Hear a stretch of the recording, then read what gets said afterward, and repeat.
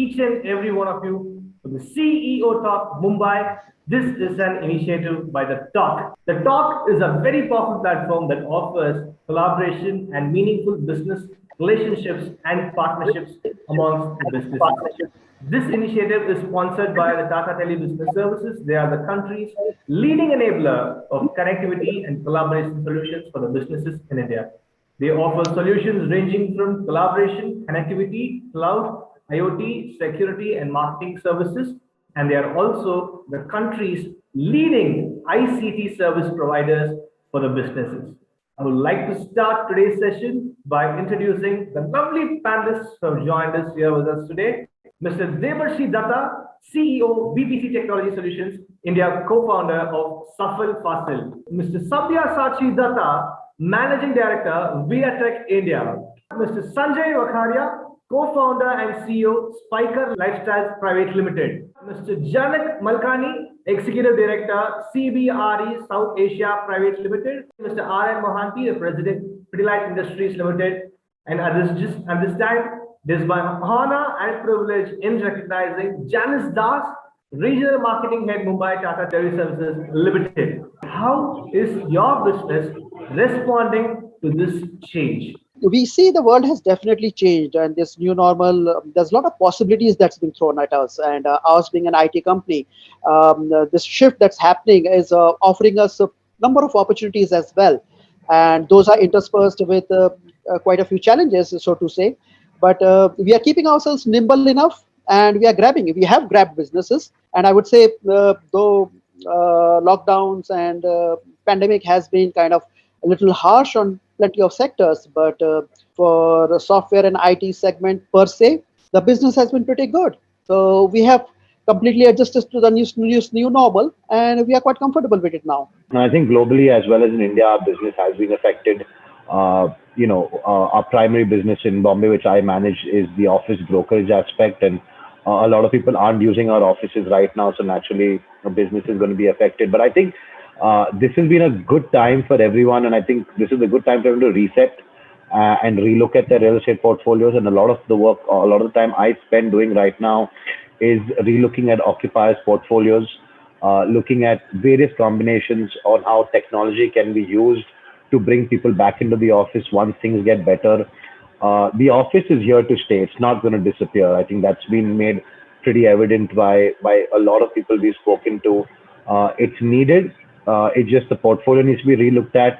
The real estate needs to work for you rather than you working for the real estate. The optimism in India Inc. still remains strong. How does technology change the way we do business? It has done a drastic change. We had to redraw multiple things. So initially, we were mostly on a phygital model kind of a thing, digital plus phygital. But right now, we had to switch the models. We had to make our model lighter, depend more on technology, more on video conferencing, more on gauging the things of quality controls through videos, etc. Also work on and redrawing things which are based on ML and AI so that you can get some more insights into it. So a lot of changes in the business has to be adopted. So at one point of time, when you think of, you will be hiring, say, 200 people on the ground. But this situation was such that you could actually hire 50 people and rest you need to depend on technology and other things, or look at other resources and how you can fulfill the needs and do it. So a lot of collaborative efforts had to go through it. So technology played a very, very critical and vital role here. We had to be a lot more proactive on bringing technology into our operations, which probably would have come in probably after a couple of years. So yeah, I mean, one tectonic shift that I've seen is that people have kind of got used to, the e-commerce as a universe, and this is across all genders and all age groups. So from that perspective, a lot of changes have happened at Spiker where, we've used technology to kind of reach out to our end consumers. We have close to 300 stores. And as we speak, we have enabled each of our stores to kind of to actually opt from our entire database of products and portfolio of products to take it to their own hyper local consumers. So we are talking about a very focused geography, speaking to a focused set of audiences that he currently has, and through WhatsApp and other means, we are trying to see if we can reach out to those people. Now, as we know that people are a little scared of coming out of their homes, and if we can serve them in the confines of their homes and the safety of their homes, it just makes a lot more sense. Or there are a lot of technologies that you would have adopted during this pandemic to ensure your business continuity.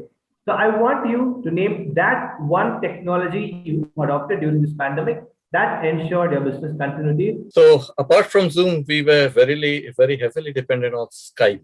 We actually formally and at a board level dependent or are dependent on Teams. And within the teams, we are actually working more on Google Meet. Yeah, we also use Team and Zoom. All right. It has been very much useful for us to manage the meetings and the activities by that. What were some of the biggest challenges that you faced while adopting to the technology? We have a centralized development team spread across multiple countries. And since our plans of product development was something of a long term, and suddenly this pandemic coming in, and then you have to squeeze in multiple things across the globe because we are present in around 90 countries and multiple installations coming in place, and everywhere there is an urgency. So that was real challenge, and how and what to do in prioritization. So we are still grappling with those challenges again after the second wave. So many things has to be pre-planned. So these are a few of the challenges that we are grappling in. What was that one thing that worked very well for your company, that one strategy that worked well for your company? We did a lot of delegation of work to the ground level staffs and empowering them to make decisions of their own.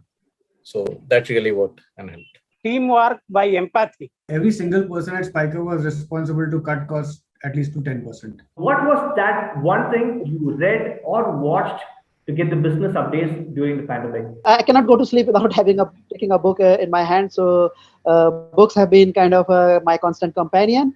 I spent a lot of time both watching business videos as well, as much as possible. But reading and writing has been my passion, and I have stuck to that. For me, the people I work with are very important. So we're about 70 odd people in the team in Bombay.